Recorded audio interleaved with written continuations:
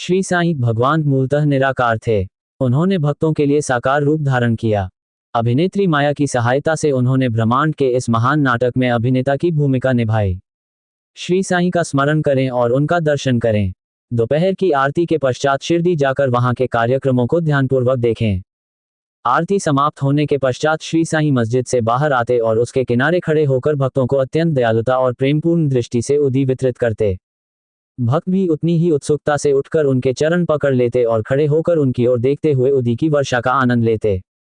बाबा ने भक्तों के हाथों में मुट्ठी भर उदी दी और अपनी अंगुलियों से उनके मस्तक पर उदी लगाई। उनके हृदय में भक्तों के लिए असीम प्रेम था। फिर उन्होंने भक्तों से कहा, भाव भोजन करने जाओ। अन्ना, अपने घर जाओ, बापू भोजन का आनंद लो। इस प्रकार उन्होंने प्रत्येक भक्त को प्रसन्न किया और उन्हें घर भेजा। यदि तुम अपनी कल्पना को सक्रिय करो तो तुम अब भी इन दृश्यों का आनंद ले सकते हो। तुम इनका दर्शन कर सकते हो और इनका आनंद ले सकते हो। अब साईं को अपनी मानसिक दृष्टि के सम्मुख लाकर उनके चरणों से लेकर मुख तक उनका ध्यान करो और उन्हें नम्रता, प्रेम और आदरपूर्वक दंडवत करते हुए इस अध्याय की कथा पर लौटो। दासगणु ने एक बार ईशावास्य उपनिषद पर मराठी भाष्य लिखना आरंभ किया था। आगे बढ़ने से पहले आइए हम इस उपनिषद के बारे में संक्षिप्त जानकारी दे दें। इसे मंत्रोपनिषद कहा जाता है क्योंकि यह वैदिक संहिता के मंत्रों में सन्निहित है। ये वाजस्नेयी संहिता यजुर्वेद का अंतिम या 40वां अध्याय है, अतः इसे वाजस्नेयी संहितापनिषद कहा जाता है। वैदिक संहिताओं में सन्निहित होने के कारण इसे अन्य सभी उपनिषदों से श्रेष्ठ माना जाता है, जो ब्राह्मणों और आरण्यकों, मृत्री और अनुष्ठानों पर व्याख्यात्मक ग्रंथ में पाए जाते हैं। इतना ही नहीं, अन्य उपनिषदों को ईशावास्य उपनिषद में संक्षेप में वर्णित सत्यों पर टिप्पणी माना जाता है। उदाहरण के लिए, सबसे बड़ा उपनिषद अर्थात पंडित सातवाले का बृहदारण्यक उपनिषद को ईशावास्य उपनिषद पर एक सतत टिप्पणी मानते हैं। Professor R.D. रानाडे कहते हैं, ईशापनिषद एक बहुत छोटा उपनिषद है और फिर भी इसमें कई संकेत हैं जो एक असाधारण तीक्ष्ण अंतर्दृष्टि दिखाते हैं।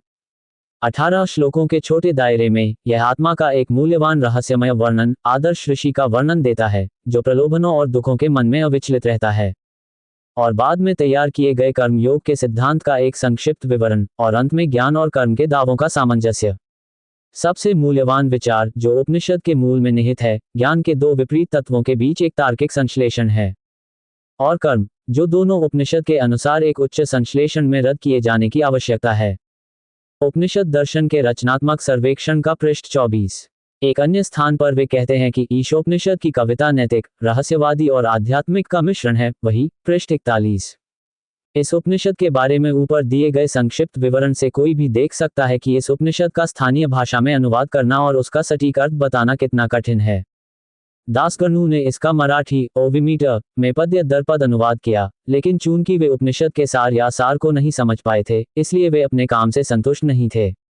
इसलिए उन्होंने अपनी शंकाओं और कठिनाइयों के बारे में कुछ विद्वानों से सलाह ली और उनके साथ बहुत विस्तार से चर्चा की।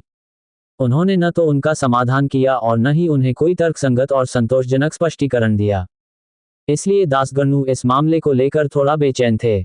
जैसा कि हमने देखा है, यह उपनिषद वेदों का सार है। यह आत्म साक्षात्कार का विज्ञान है। यह वह दरांती या शस्त्र है जो जीवन मरण के बंधन को तोड़कर हमें मुक्त कर सकता है। इसलिए उन्होंने सोचा कि जिसने स्वयं आत्म साक्षात्कार प्राप्त कर लिया है, वही उसे उपनिषद की सच्ची या सही व्याख्या दे सकता है। जब कोई भी दासगणु को संतुष्ट नहीं कर सका, तो उन्होंने इस विषय में साईं बाबा से परामर्श करने का निश्चय किया। जब उन्हें शिरडी जाने का अवसर मिला, तो उन्होंने साईं बाबा के दर्शन किए, उन्हें प्रणाम किया और ईशावास्य उपनिषद के संबंध में अपनी कठिनाइयां बताईं और उनसे सही समाधान देने की प्रार्थना की। साईं बाबा ने उन्हें आशीर्वाद दिया और कहा, आपको चिंतित होने की आवश्यकता नहीं है, इस मामले में कोई कठिनाई नहीं है। काका साहेब दीक्षित के मन सेवक आपके घर जाते समय विलेपार्ले में आपकी शंकाओं का समाधान करेंगे। ये सुनकर दासगणु को लगा कि बाबा मजाक कर रहे हैं और वे कह रहे हैं कि एक अनपढ़ दासी इस प्रकार की कठिनाइयों का समाधान कैसे कर सकती है, परंतु दासगणु का विचार कुछ और ही था। उन्हें विश्वास था कि बाबा जो कुछ भी कहेंगे वह अवश्य ही सत्य होगा, क्योंकि बाबा का वचन तो ब्रह्म का आदेश है। बाबा के शब्दों पर पूर्ण विश्वास होने पर वे शिरडी छोड़कर विलेपार्ले बंबई का एक उपनगर आ गए और काका साहेब दीक्षित के यहाँ रहने लगे। वहां अगले दिन जब दासगणु प्रातःकाल की झपकी का आनंद ले रहे थे, कुछ लोग कहते हैं कि जब वे पूजा में व्यस्त थे तो उन्होंने एक गरीब लड़की को स्पष्ट और मधुर स्वर में एक सुंदर गीत गाते सुना। गीत का विषय एक लाल रंग की साड़ी थी, वह कितनी सुंदर थी, उसकी कढ़ाई कितनी अच्छी थी, उसके सिरे और किनारे कितने सुंदर थे आदि। उन्हें गीत इतना अच्छा लगा कि वे बाहर आए और देखा कि यह गीत एक छोटी लड़की, जो काका साहेब की सेविका थी, नाम्या की बहन थी, गा रही थी। लड़की बर्तन साफ कर रही थी और उसके शरीर पर केवल एक फटा हुआ कपड़ा था। उसकी दीनहीन दशा और प्रसन्नचित स्वभाव देखकर दासगणु को उस पर दया आ गई और जब दूसरे दिन राव बहादुर एमवी प्रधान ने उन्हें एक जोड़ी धोती दी तो उन्होंने दासगणु से उस बेचारी लड़की को एक साड़ी भी देने का अनुरोध किया। राव बहादुर ने एक अच्छी चिरड़ी छोटी साड़ी खरीद कर उसे भेंट की। जैसे किसी भूखे को सौभाग्य से अच्छे अच्छे व्यंजन खाने को मिल जाते हैं, वैसे ही उसकी खुशी का ठिकाना नहीं रहा। अगले दिन उसने नई साड़ी पहनी और अत्यधिक प्रसन्नता और उल्लास के कारण अन्य लड़कियों के साथ घूमी, नाची और फुगड़ी खेली और उन सबसे आगे निकल गई। अगले दिन उसने नई साड़ी घर में अपने बक्से में रख दी और पुराने और फटे पुराने चिथड़े लेकर आई, लेकिन वह पिछले दिन की तरह ही प्रसन्न दिख रही थी। ये देखकर दासगणु की दया प्रशंसा में बदल गई। उन्होंने सोचा कि लड़की गरीब है, इसलिए उसे फटा हुआ चिथड़ा पहनना पड़ता है, लेकिन अब उसके पास एक नई साड़ी थी, जिसे उसने संभाल कर रखा था और पुराना चिथड़ा पहनकर वह बिना किसी दुख या निराशा के आगे पीछे घूम रही थी। इस प्रकार उन्होंने अनुभव किया कि हमारे सभी दुख और सुख हमारी मनोवृत्ति पर निर्भर करते हैं। इस घटना पर गहराई से विचार करने पर उन्हें यह अनुभव हुआ कि मनुष्य को जो कुछ भी भगवान ने दिया है, उसका भोग इस दृढ़ विश्वास के साथ करना चाहिए कि वह सब कुछ पीछे से, आगे से, चारों ओर से घेरे हुए है और जो कुछ भी भगवान ने उसे दिया है, वह उसके भले के लिए ही है। इस विशेष मामले में गरीब लड़की की दीनता, उसका फटा हुआ चिथड़ा और नई साड़ी, दाता, नृत्य और स्वीकार, ये सभी भगवान के अंग थे और उनमें व्याप्त थे। इस प्रकार दासगणु को उपनिषद की शिक्षा का व्यवहारिक प्रदर्शन मिला, अपने भाग्य से संतुष्ट रहने की शिक्षा, इस विश्वास के साथ कि जो कुछ भी होता है वह नियत है। भगवान द्वारा दिया गया उपदेश ही हमारे लिए कल्याणकारी है। उपर्युक्त घटना से पाठक देखेंगे कि बाबा की पद्धति अद्वितीय तथा विविध थी। यद्यपि बाबा ने कभी शिरडी नहीं छोड़ी, फिर भी उन्होंने कुछ लोगों को मच्छिंद्रगढ़, कुछ को कोल्हापुर या शोलापुर साधना के लिए भेजा। कुछ लोगों को वे अपने सामान्य रूप में, कुछ लोगों को वे दिन या रात, जागृत या स्वप्न अवस्था में प्रकट हुए तथा उनकी इच्छाओं को संतुष्ट किया। भक्तों को उपदेश देने के लिए बाबा ने जिन जिन विधियों का प्रयोग किया, उनका वर्णन करना असंभव है। इस विशेष प्रकरण में उन्होंने दासगणु को विले पार्ले भेजा, जहां दासी के माध्यम से उनकी समस्या का समाधान हुआ।